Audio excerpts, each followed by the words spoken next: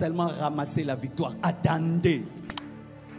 Les hommes sensibles ne sont pas pressés par les gens, mais sont pressés par la révélation. Les hommes sensibles n'agissent pas parce que les hommes disent, mais ils agissent parce qu'ils ont vu le signe que Dieu a donné. Les hommes sensibles ne font pas les choses dans la chair, mais font les choses dans l'esprit. Même si ceux qui sont autour de toi sont en train de te pousser, tant que le signe que Dieu t'a donné n'est pas là, ne fais rien, ne fais rien.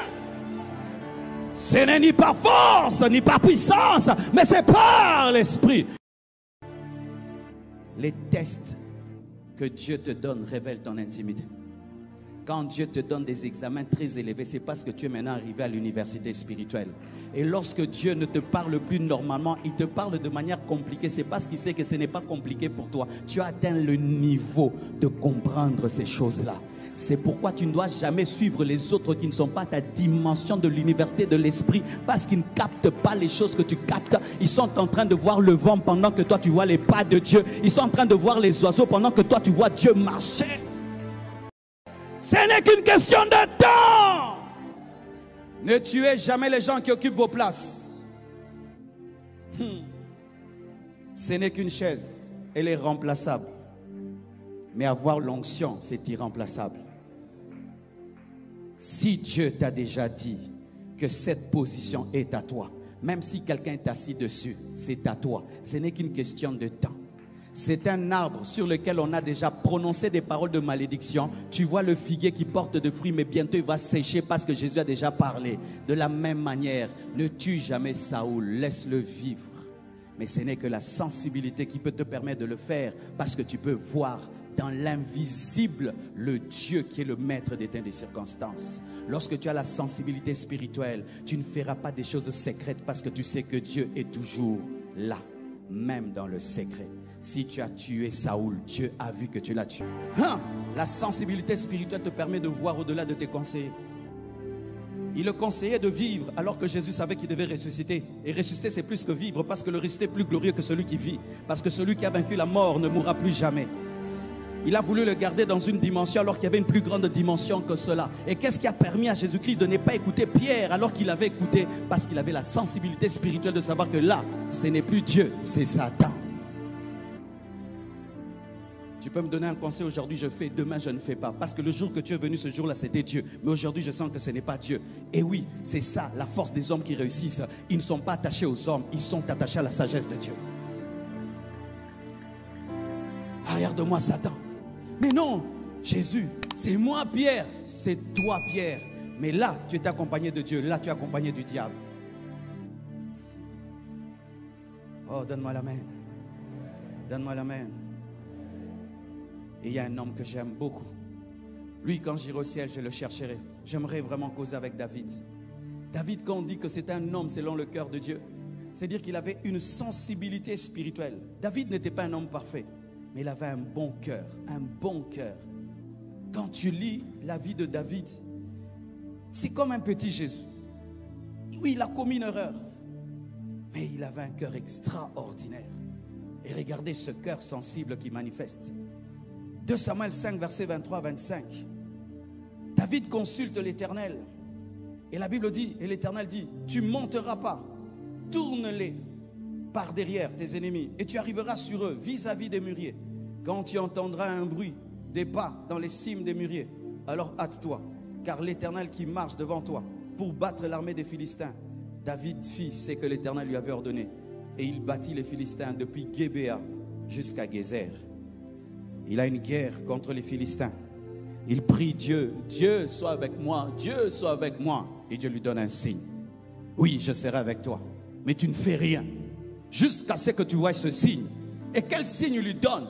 Il dit, lorsque tu me verras, moi Dieu, marcher au sommet des mûriers, c'est-à-dire au sommet des arbres, là tu attaques.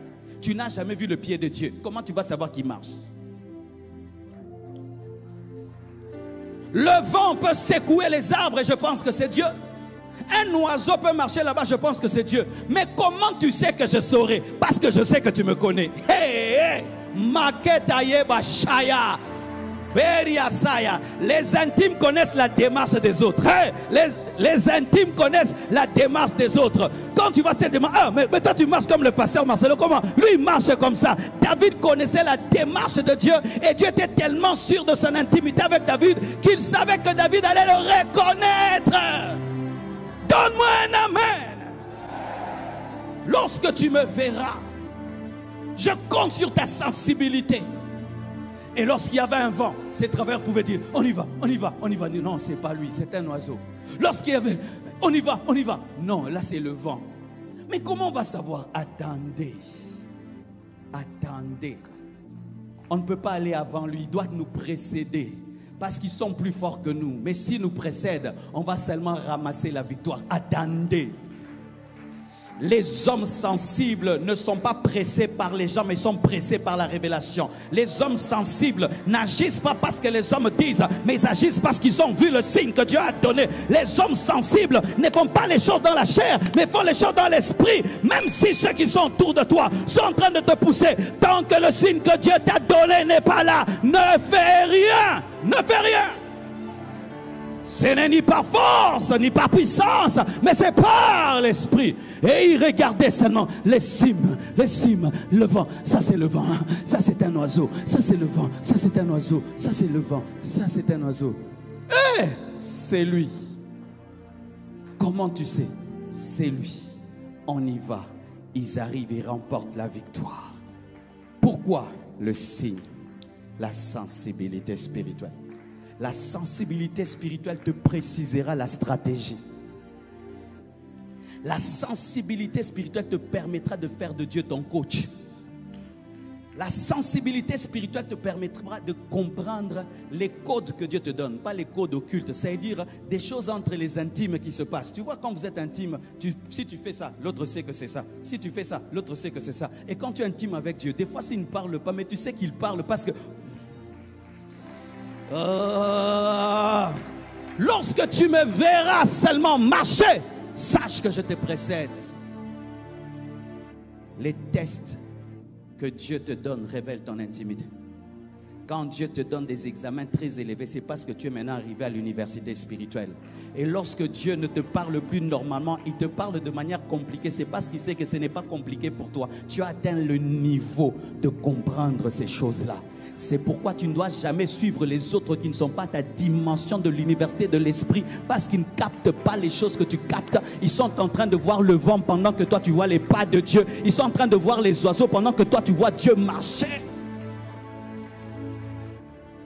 Lorsque tu me verras marcher, sache que je te précède.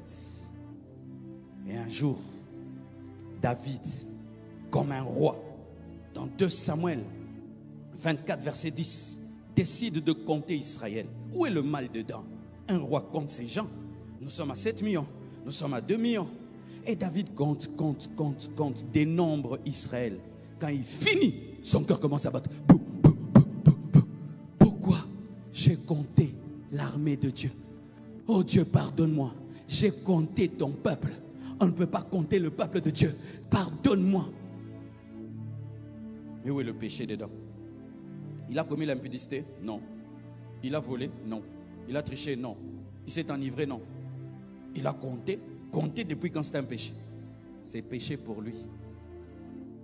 Il y a des choses qui sont interdites pour toi, mais tu ne les connaîtras pas si tu n'as pas d'intimité. Si tu es un Samson sans sensibilité, tu iras au salon de coiffure, alors que toi, tu ne dois jamais voir un ciseau. La sensibilité spirituelle te révélera tes interdits.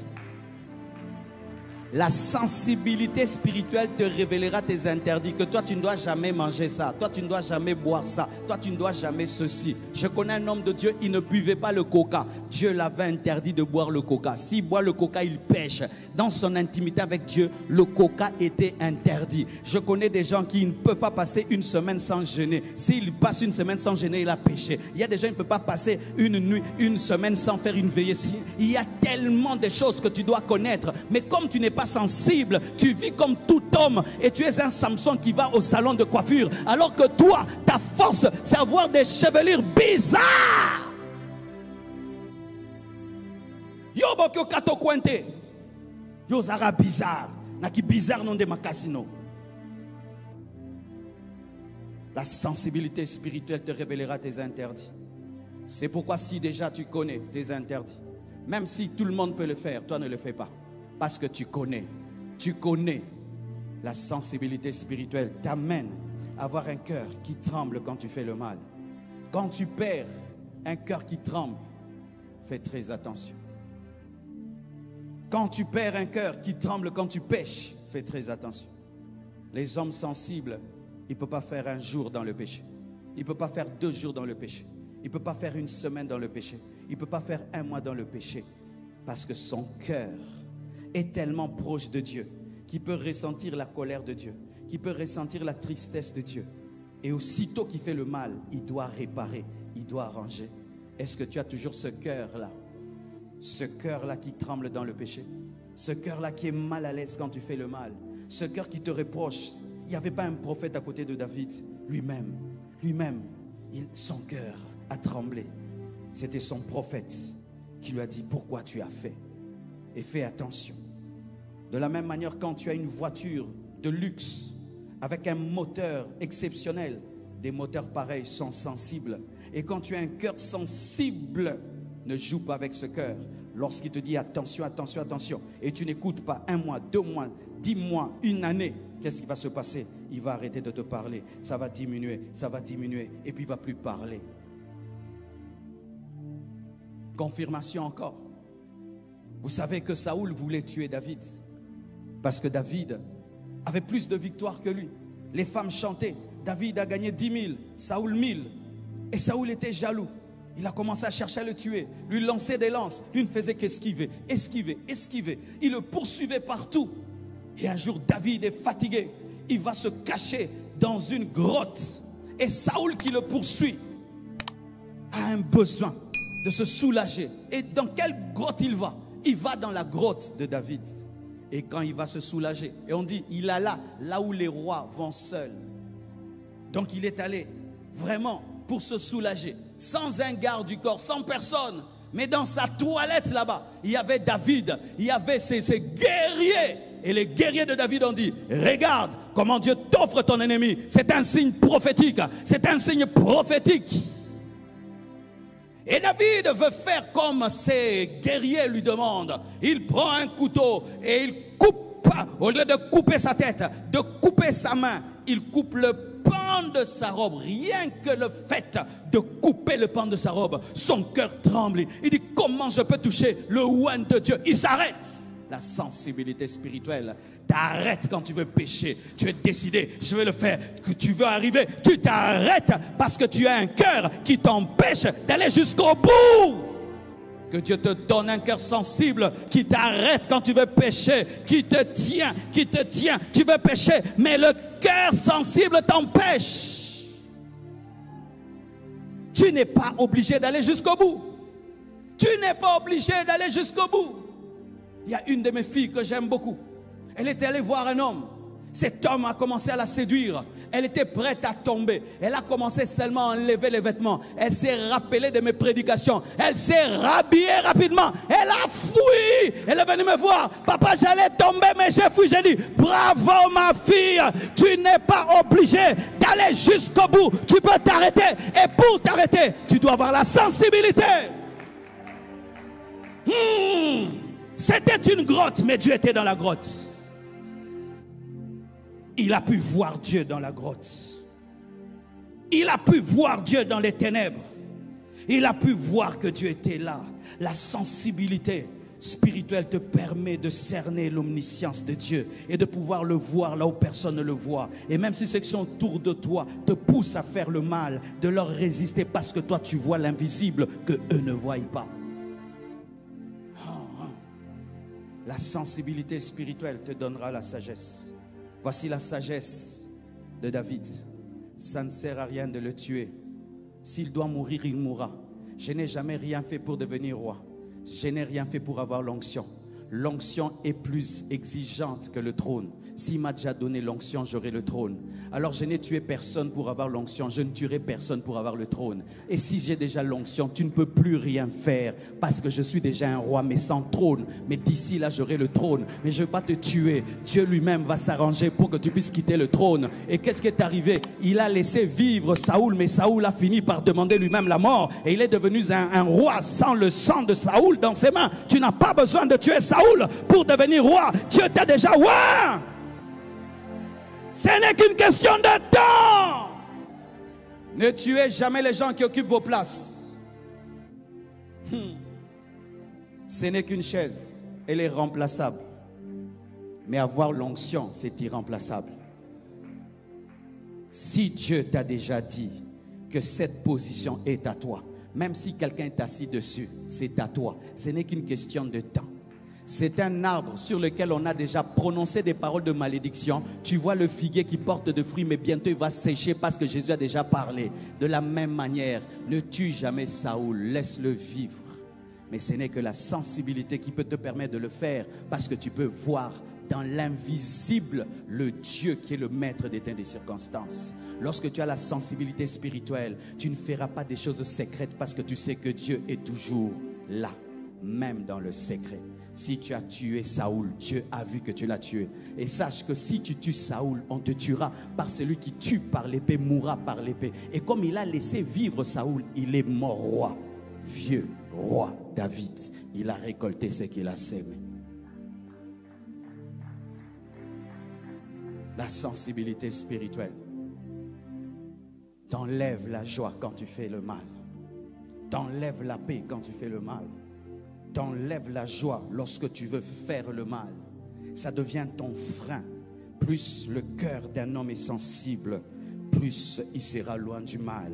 Plus le cœur d'un homme est sensible, moins il demeurera dans le péché, parce qu'il ne peut pas. C'est comme si tu es quelqu'un de propre. Tu te laves le matin, à midi, le soir, et puis on te met dans la maison d'un cochon. Tu ne supporteras même pas 1 heure du temps, même pas 30 minutes, même pas 1 minute. Tu voudras sortir de là. Et lorsque tu as un cœur sensible, il ne te gardera jamais dans le péché. C'est pourquoi lorsque le diable veut faire de toi un homme qui pêche, il attaque la sensibilité de ton cœur pour que tu puisses tolérer des choses que tu ne tolérais pas et que tu acceptes des choses que tu n'acceptais pas. Et une fois que tu acceptes cela, la mort a commencé en toi. David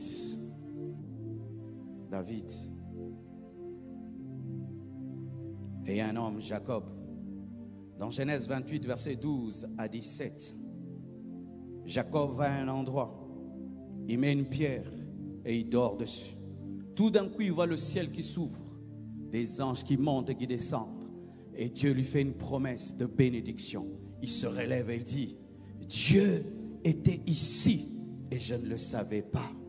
Dieu était ici et je ne le savais pas. Dieu peut être là et tu ne le sais pas. Dieu peut être dans ce culte et tu ne le sais pas. Ta guérison peut être dans ce culte et tu ne le sais pas. Ta bénédiction peut être dans ce culte et tu ne le sais pas.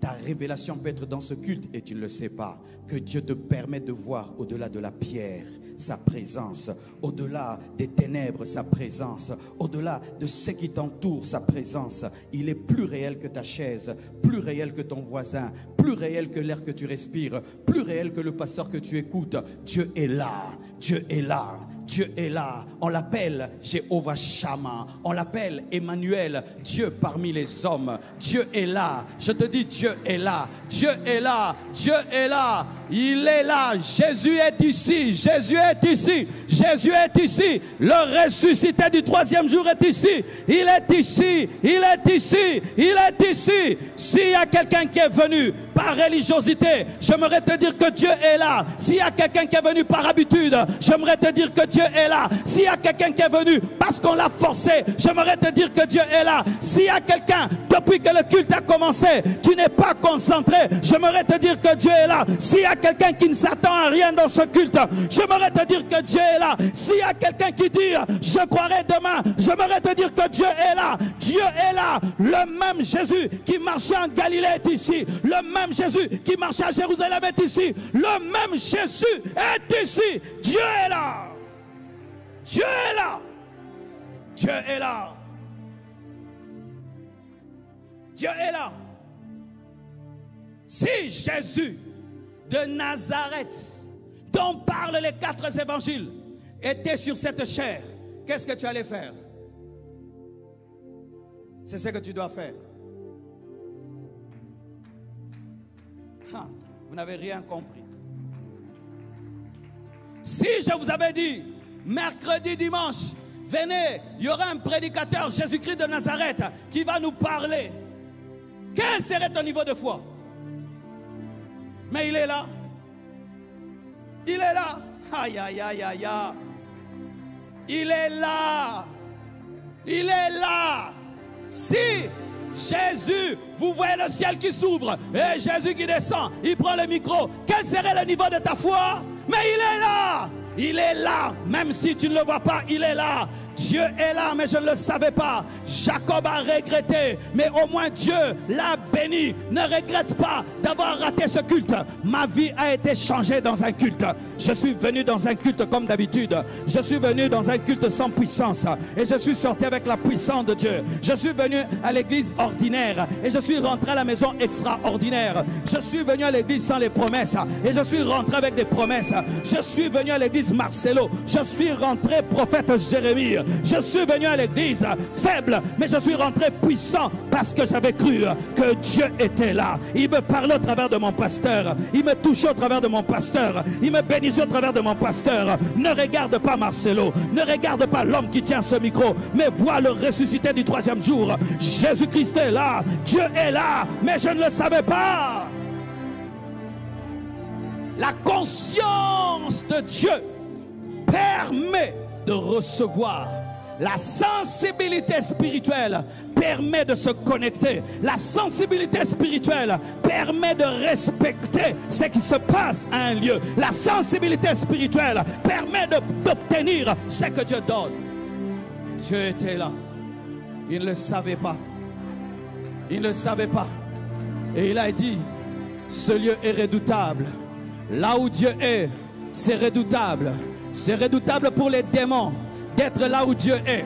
C'est redoutable pour la maladie d'être là où Dieu est. C'est redoutable pour les sorciers d'être là où Dieu est. C'est redoutable pour tes problèmes d'être là où Dieu est. Dieu est ici et ce lieu est redoutable. Ce lieu est redoutable. Ce lieu est redoutable.